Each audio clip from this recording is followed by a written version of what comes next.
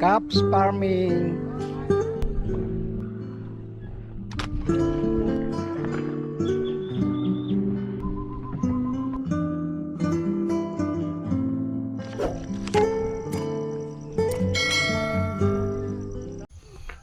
So yan, magandang umaga po mga ka-farmers. Tayo po ngayon ay maghahasik na ng singkang. Ayan, Joy F1 po ang aking binhi. Gawa po ng S-West. So, umulan na po kagabi. Kaninang madaling araw. Kaya medyo nabasa na po ang itong ating nabasa na itong lupa. Ayan po. So, binutasa ko po ng dalawang maliit. Yung kasya po yung buto ng singkang. Kaya, ayan, binubudbud ko na lang po. Uti-uti. Huwag po niyong lalakihan at mapapataktak po ng todo.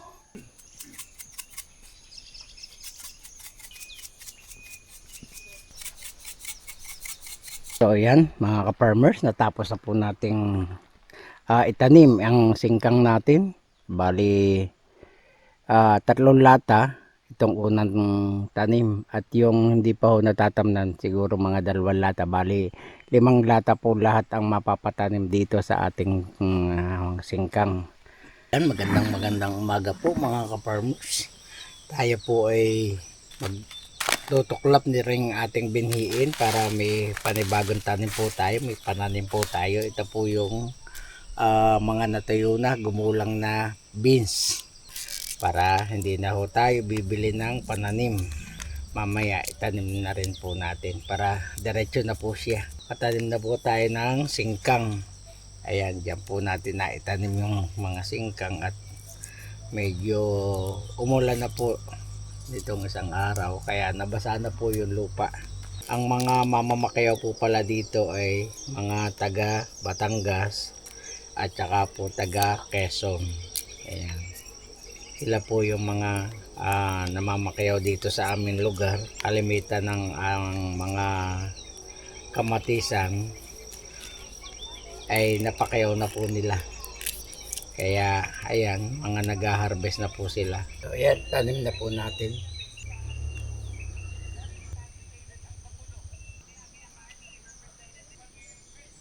So pitas po ulit tayo ng hinog na kamatis para hindi huma-over. So ayan, ang daming mapula. So pitasin na po natin. Ayan.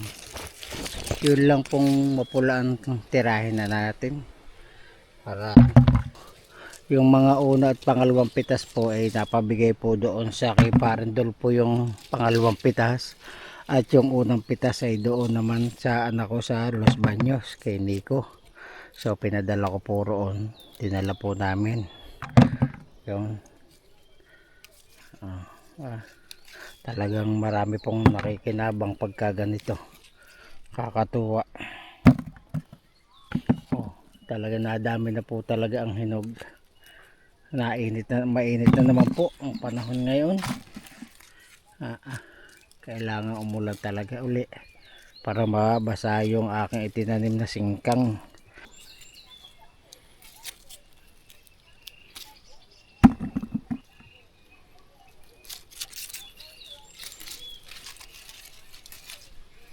Pag meron po pala kayong tanim ng mga 10 puno ay hindi nyo na po kayang gulayin o sobra po sa inyong panggamit.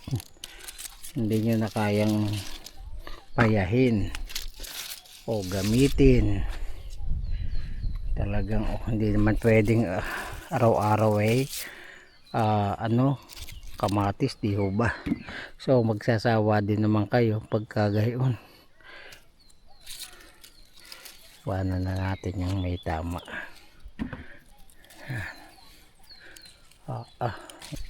Ito po ang variety ko ay D-Max F1. Ayan, no? Ganda ng pagkakulay niya. Maganda quality. Maganda po ang hinog niya, pulang-pula. Makinis. Magandang umaga po mga ka-farmers. sinuwerte po tayo, gawa ng umulan po kagabi. Ayan, basang-basa po ang lupa. Huwagin na po tayo bagi gayon.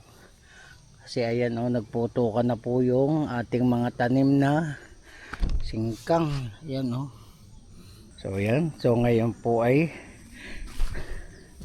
maghahasik naman tayo ng pechay at mustasa. So ayan, magguhit po muna tayo para nakaayos, nakalinya.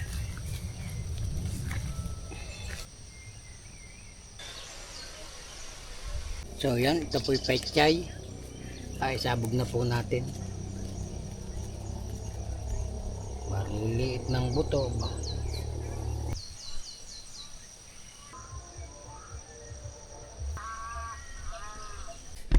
So ayan po mga ka-farmers, natapos na po nating ibudbud o ilagay yung ating mga pechay at mustasa. Bali isang plat na pechay po ito, isang plat na pechay, then isang plat na mustasa, then the rest po ay panay singkang na lahat.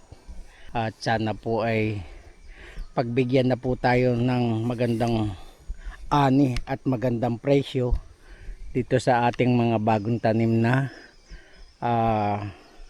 pechay at mustasa at singkang. So panay leafy vegetable po yung ating itinanim. So ito naman po ay kamatis, sili, talong, saka ayan, may kaunting beans po. So yun po mga ka-farmers, meron po tayong iba pang pananim.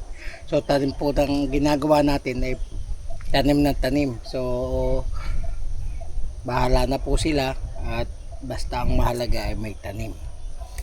Okay, ito ay condor pipino. Ito naman po isa ay Jackson, gawa ng SOS.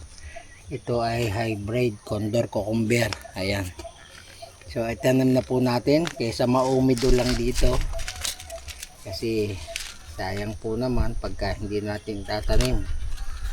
Ayan, so itanim po muna natin ito dito. Gandang tingnan ng kalangitan, asul na asul, at ng kagubatan, berde naman po. Ayan, ganda. Ayan. So ngayon po ay pakita ko sa inyo itong ating itinanim na singkang na ilang araw na po. So isang linggo na po ay wala pong tumubo, kaya wala pong nangyari sa ating mga naitanim na ilang lata. Ngayon ay wala pong nangyari, kaya inulit ko po kasi kagagawan po ng mainit na panahon, gawa ng namingi po siya. Ganun po talaga kasi nung ako naghasik ay naulan 2 araw. So sumunod na araw po ay pagkalagay ng buto ay uminit na po 1 week, kaya natuyo po yung ating mga buto.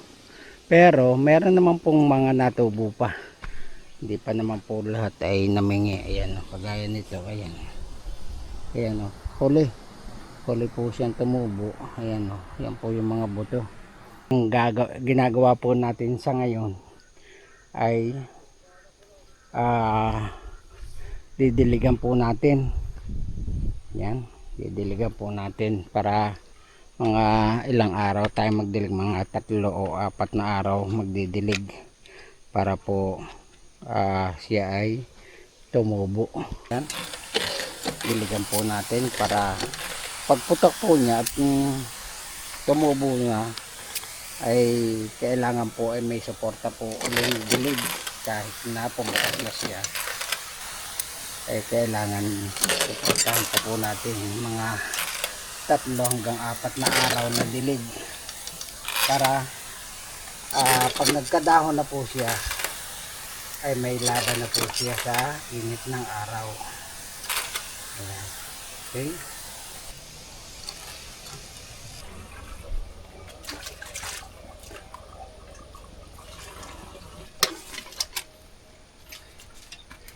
Okay.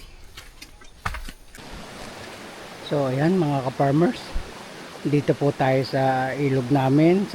Kung tawagin po ito ay Tubig Mayhay. So ako po ay nanggugulay. Nakukuha po tayo ng mga lain. So nagugustuhan po ni Mrs. ang lain, kaya kumuha tayo ng lain. So pinipili lang po natin yung lain na kulay green. Ayoko po nung kulay pula ang katawan. So ito. Yan. Mga talbos lang po ang kinukuha ko. At hindi ko po kinukuha yung mga gulang na. Yan. So yung akyat po tayo dito. Lipat tayo na ibang mga pwesto. Okay. So hanap pa po tayo. Pero okay na po ari. Kaya lang parang bitim pa. Kaya kukuha pa po tayo. Yan, ayan o. Eto. Ayan. Ay, madalang po dito. Tuyo na. Marami. Hindi pula. Kaya gusto ko lang po ay yung kulay berde. Kasi mas sarap po yung berde at malambot. Andito na tayo sa tubigan. Ayan. Oh. Ginhawa rito, mahangin. Yun. So yun po yung sakahan ko dun. Yun. Ayaw po ang pasakahin ni Mrs. Kasi natatakot siya na baka daw ako'y maakas kasi sobra init. Yan. Pero hindi po niya alam ako'y umalis. Okay. O palagay ko okay na itong pang-ulam namin ni Mrs. Yan. Marami na rin po yan.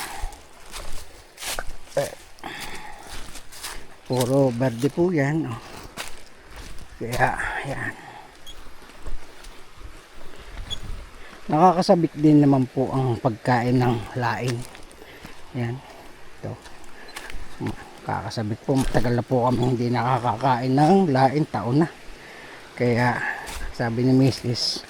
parang masarap ang laing. Kaya ito. Nanguha tayo. Kahit medyo mainit ay sumaka tayo dito. Kasi nga po dito lang nakukuha sa mga tabing ilog ang mga laing, kasi nga po matubig, hindi po siya namamatay. So ito naman po ay ayan, natawag na si Mrs. Sigurado ko tumawag na po si Mrs. Kaya uwi na tayo. Galit. So okay na po to. So ayan, abangan nyo na lang po yung pagluluto ng lain. Okay. So ito na po yung nakuha nating lain. So gagawin lang po natin din mamaya. Magpiprepare na po tayo ng mga rekado sa amin.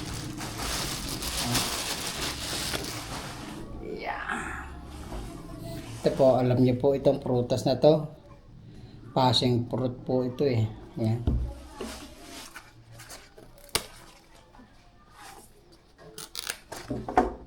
Naalis po natin tong tangkay. Pero kasama din po yan sa pagluluto mamaya. Ayusin muna natin ito para naka-ready na po siya. So ito po yung tangkay mismo. Sasama, ang gagawin po natin ay aalisin yung pinakabalat niya para okay. Ang ingredients po ay luya, bawang, sibuyas, reno, gata, ano pa ba, sili. Yan po yung mga kailangan pa. So yan, sibuyas, bawang, luya at saka gata. Bibili pa po tayo. At saka reno, then tuyo. So yun po yung mga re-recado natin. Then asin, betchin, paminta, saka sili. So ito na po yung ipapalaman natin. Ito po ay pinagsama-sama ng luya, tinadtad na luya, tinadtad na tuyo, daing. Then sibuyas, bawang, betchin, paminta. So pinagsama-sama na po dito. So ito po yung ipapalaman natin dito sa lain. Ayan.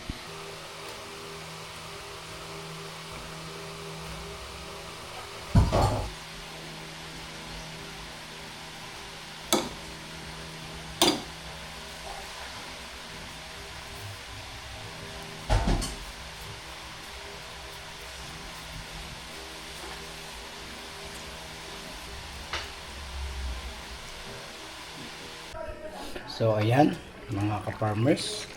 So ayan, nilagay na po natin yung chicharong baboy. So nilakon po natin ng chicharong baboy para lalong sumarap. Ayan. So bali tatlong koko mama po yung nailagay natin dito. Kaya ayan, pinaiiga-iga lang po natin para kumati-kati ng konti. Para kumati ng kaunti lang para naglalangis-langis. Okay? So yan po at finish na po yan at ulam na.